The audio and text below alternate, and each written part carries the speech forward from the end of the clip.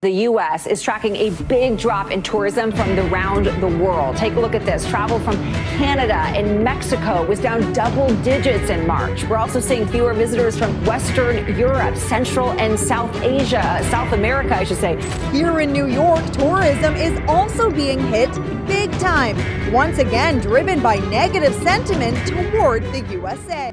Stunning images of near-empty passenger planes are popping up on social media. These international flights have many tourists flying to the USA practically alone. Shauna Massenil flew from London to Chicago. Look, barely anyone on board. There was nobody there. There was nobody in my row. It was really shocking.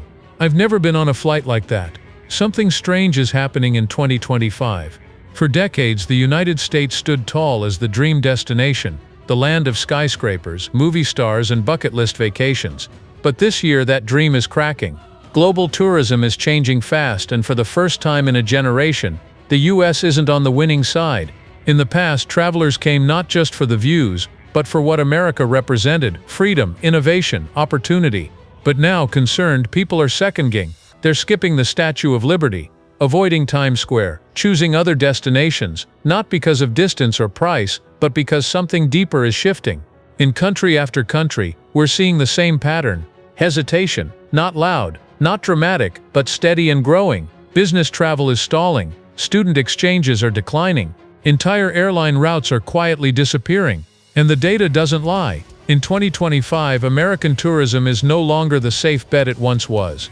According to the U.S. Travel Association's April snapshot, international visits have dropped significantly across key regions, including Western Europe. What's causing this? It's not one big moment, it's a combination of many. Let's talk about trust. Across Europe and Asia, travelers report rising concerns about U.S. immigration, long border waits, aggressive questioning, even racial profiling.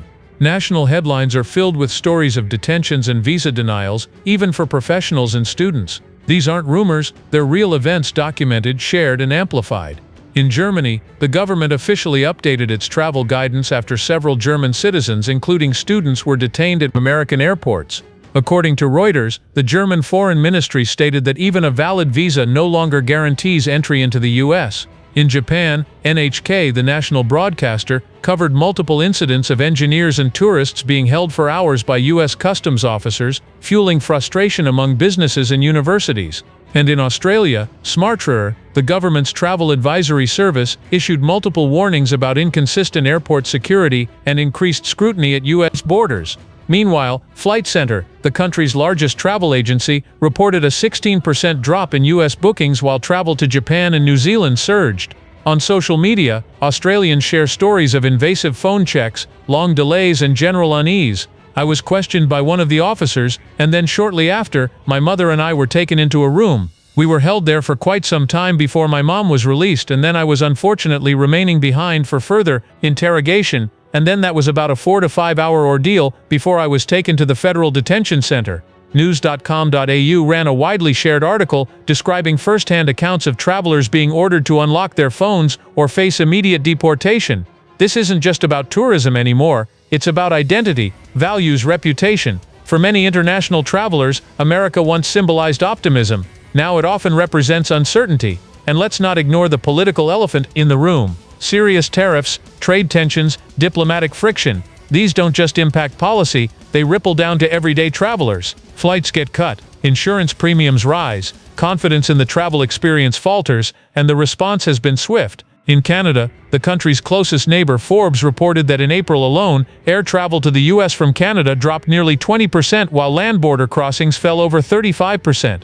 Canadian media and forums are filled with discussions urging travelers to skip the States and spend their money elsewhere. Global news highlighted a growing trend: Canadians canceling Florida vacations and buying properties in Portugal or Mexico instead. Realistic airlines are responding too. Air Canada has reduced routes to U.S. cities and increased flights to Latin America and Europe.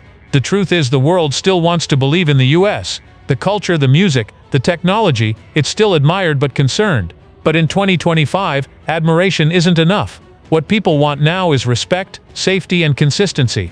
In France, Le Monde published a front-page piece suggesting that America has lost its romantic image. French travel agencies report double-digit declines in U.S. bookings, with many travelers now opting for Spain, Greece, or Quebec.